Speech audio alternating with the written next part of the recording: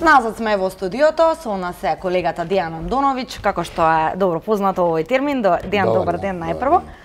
Анализа на најактуелните светски настани и регионалните. Ке стартуваме со она територија, односно голандска висорамнина, така наречена. Изјава на Трамп, па веднаш имаше реакција од Европската Унија дека нема да го признае израелскиот суверенитет, и французите исто така жестоко реагира. Веста е практично на некој начин на Трамп, што секојдневно не шокира во светот, а ни стана и омилена тема во светските анализи, иако со претходните председатели немавме толку простор.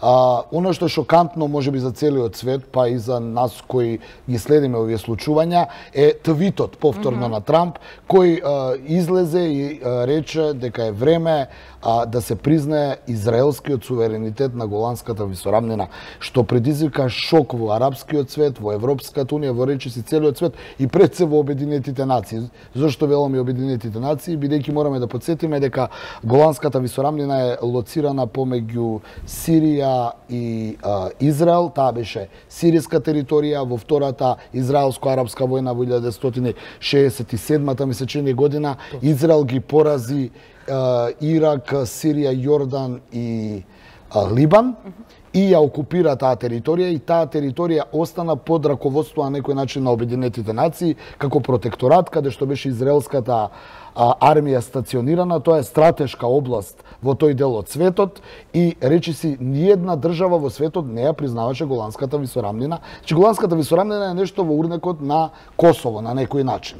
Со тоа што долги години и администрацијата на Вашингтон одбиваше да ја признае голандската висорамнина на еврејската држава. Нешто слично има спор и еврејската држава со Египет околу Синејскиот полуостров, но тоа е друга тема. Во секој случај, со настаните во Сирија изминатите години, со уривањето на со обидот за уривање на Башар ал Асад и поставување на тамошна прозападна влада, ова можеби беше очекуван потег на Доналд Трамп, но она што ги шокираше сите е неговата настојчивост да ја признае суверенитетот на голандската висорамнина на еврејската држава, што е, пак ќе кажам, класична сириска територија.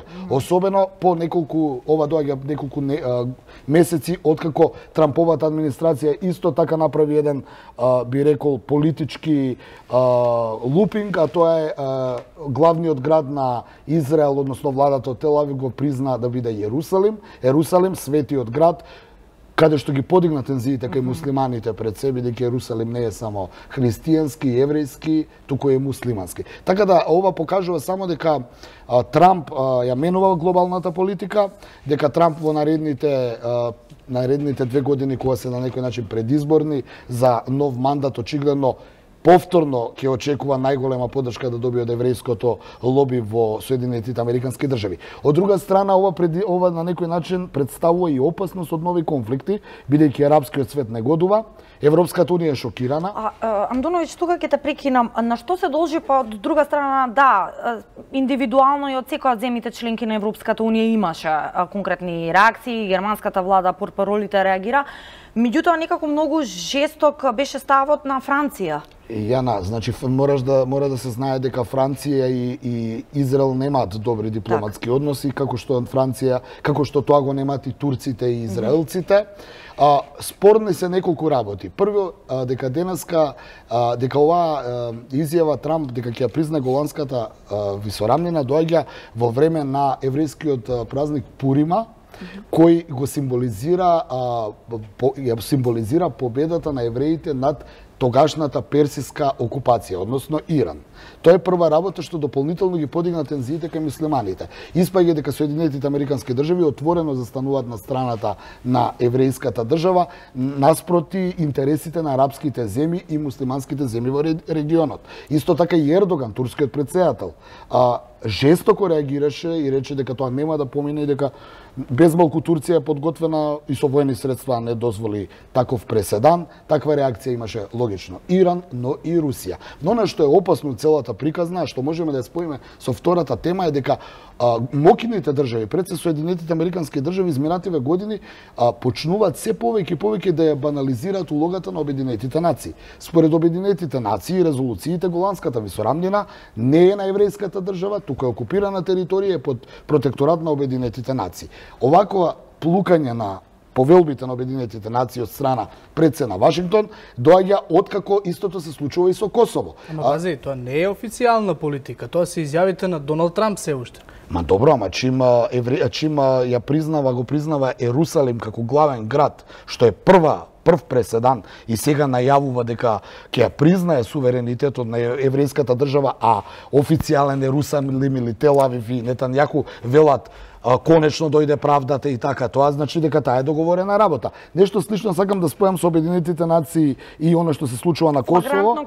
Да, а на Косово гледам дека вести малку доаѓаат од тоа дека албанската армија заедно со косовската армија на косовска територија изведуваат воени вежби, што Белград го толкува како обука на косовската армија од страна на албанската армија, но и што значи кршење на повторно ќе кажам Обединетите нации резолуцијата 1244, каде што ниедна вооружена формација освен КФОР не смее да е на Косово дека не се реши статусот и што отвара тензија исто како и ова со Голандската висорамнина на Балканот, а тоа е дека чим може албанската армија да влезе, кој брани тогаш и на српската армија да влезе на Косово, па може да дојде до некоја војна. Зашто ги споив овие два случаја? Бидејќи нешто слично се случува и на Голандската висорамнина. Таму 1967 година имаше војна, еврејската држава успеа да освои некоја територија, да ја одземе од сириската страна, мада таму се граничат и Ирак и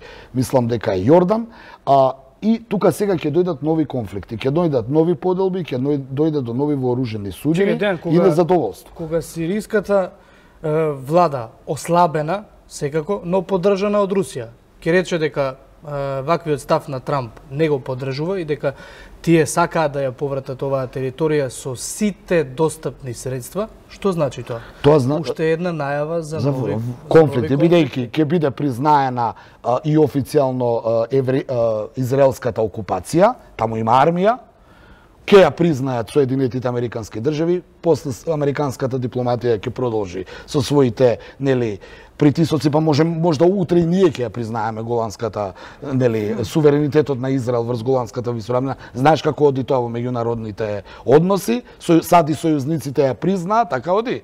И онда незадоволните им останува или да негодуваат само, или да дојде до нов вооружен судир, што секако како и да биде нема да биде добро ниту за регионот, ниту за луѓето како луѓе воопшто. Добро, но неодамна бевме сведоци дека можат и истокот и западот имаат исти став. Руската федерација го призна името Република Северна Македонија. Па добро, ние сме сепак Европа.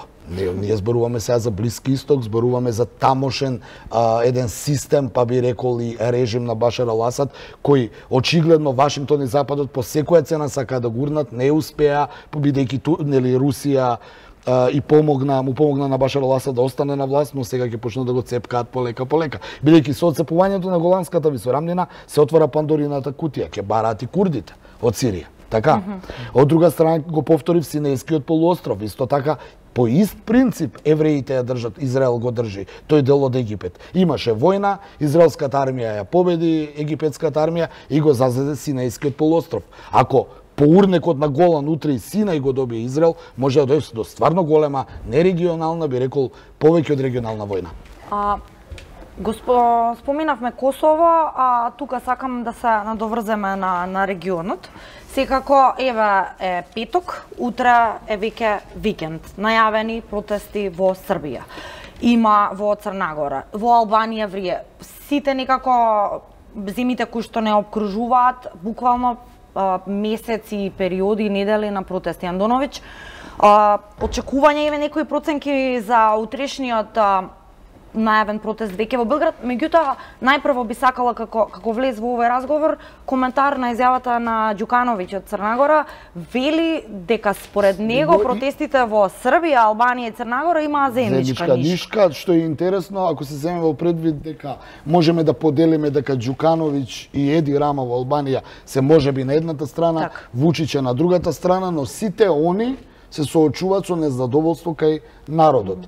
Дали е тоа оркестрирано или не, тој не кажува, но вели дека имаат заедничка нишка и алудира на тоа дека нешто се менува во регионот и дека луѓето не се согласуваат со многу работи, па оттаму и незадоволството кое е покажано на улиците, ќе го трпи власта со тоа што власта ќе биде вична, па ќе им излезе во пресред, сакајќи да му укаже на Вучич дека Вучич е тврд во ставовите и тој не попушта, додека Ѓукановиќ како демократа, како што вели саме за себе, ќе направи се тие протести да застанат, но интересна една информација која вчера не ја видов по медиумите кај нас, а вреди да се објави е фактот дека Еди Рама, кој е под притисок на опозиција, албанската опозиција, има огромни протести, е отиден во Брисел бидејќи имал проблеми со здравјето, со срцето, што само укажува дека работите околу нас, ние ја гледаме Сирија, ја гледаме Венецуела, но и околу нас врие и очигледно нешто се менува на глобална светот, во глобална слика, на политичка слика,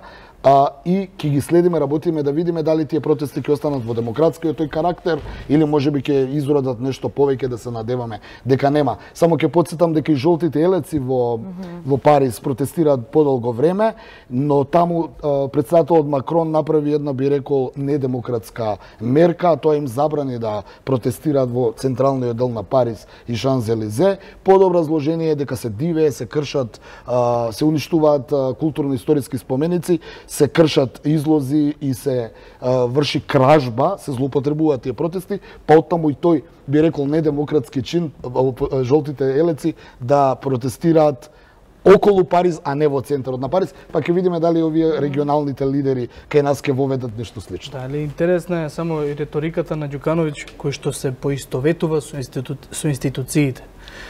Вели кога ги напаѓаат институциите, ја уриваат државата. Очигледно дека самиот тој се доживува како институција. Анализите велат дека сите оние лидери, ќе го споменам Ѓукановиќ, но ќе ги споменам и Хашим Тачи и Рамош Харадинај, а можеби уште некои регионални лидери као Еди Рама, се погласни се анализите во светските медиуми дека е време полека поддршката што ја добива однадвор да им биде ускратена и да бидат заменети со некои нови лица кои немаат баш некое, кои имаат чисто минато политичко, а не како Ѓукановиќ, знаеме дека беше со Милошевиќ, знаеме дека беше преку 20 години си е главен. И вмешане во многу обвинувања за криминал, нешто слично е со Еди Рама, за Хашим Тачи и Рамош Харадинај знаеме дека се луѓе кои биле во терористичката ОВК, сега ослободителна ОВК, и секако дека еден ден ќе мораат да се соочат со тоа, бидејќи како и да свртиш, учествувале во една војна.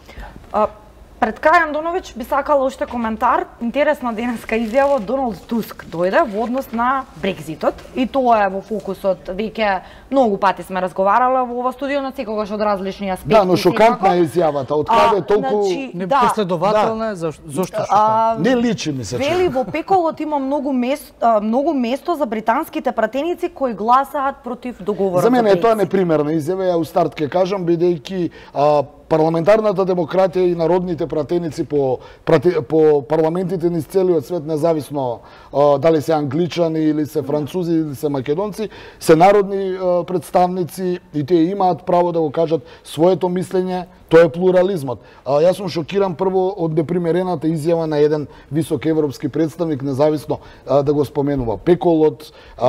Не е прва, последователно. Ако не мислиш како мене, онда си против мене, нешто што е против демократијата. Јас така, ние овдека така не ја поимаме демократијата. Ајде да направиме обратен разговор, некој наш политичар или некој регионален политичар да излезе и да каже, ако Европската унија бара од нас да смениме име или нешто, ќе горат во пекол. Ме разбираш, многу е чудно. Дали можеби оваа администрација си заминува, си оди, нели, со новите европски избори, па смета дека веќе нема што да загубат, па се послободни во изјавите. Во секој случај таа е непримерна изјава. Проблемот со Брекзит е проблем на британците и европјаните, ни покажаа дека ние не сме најлоши, дека и големите демократи и општества знаат да бидат збунети понекогаш, но како и да свртиме, тоа ќе се реши на крајот на денот, а овие непримерни изјави ќе останат, само се прават непотребно лоши тензии. Само да ја концептуализираме таа изјава ја даде прво за луѓето кои што го подготвуваа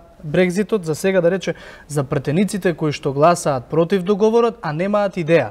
таа метафорична Па добре, сега можете изјава и британците да бара вратат. алтернатива. И британците може да и вратат на Европската унија и да кажат каква е вашата алтернатива што не принуди нас да гласаме да излеземе од Европската унија. Значи мечот има двеоштрици, а ова се непримерни изјави на волку високи политичари европски. Повторно ќе кажам, ако сме се смееле во минатото што изјавувал починатиот венецуелски председател Чавез или индискиот лидер Ахмединеджад, каде што сме се смееле какви све изјави даваат, сега од Брисел доаѓаат некои чудни пораки, дури го нема ни оној рускиот опозиционер Жириновски кој ни беше забава на нас новинарите, сега одедношка од Европската престолнина, од Европската унија овакви изјави, мисля че нека се. Да, ни направија фактор изненадување. Како никој не се огледа на Хозе Мухиха. Да, може.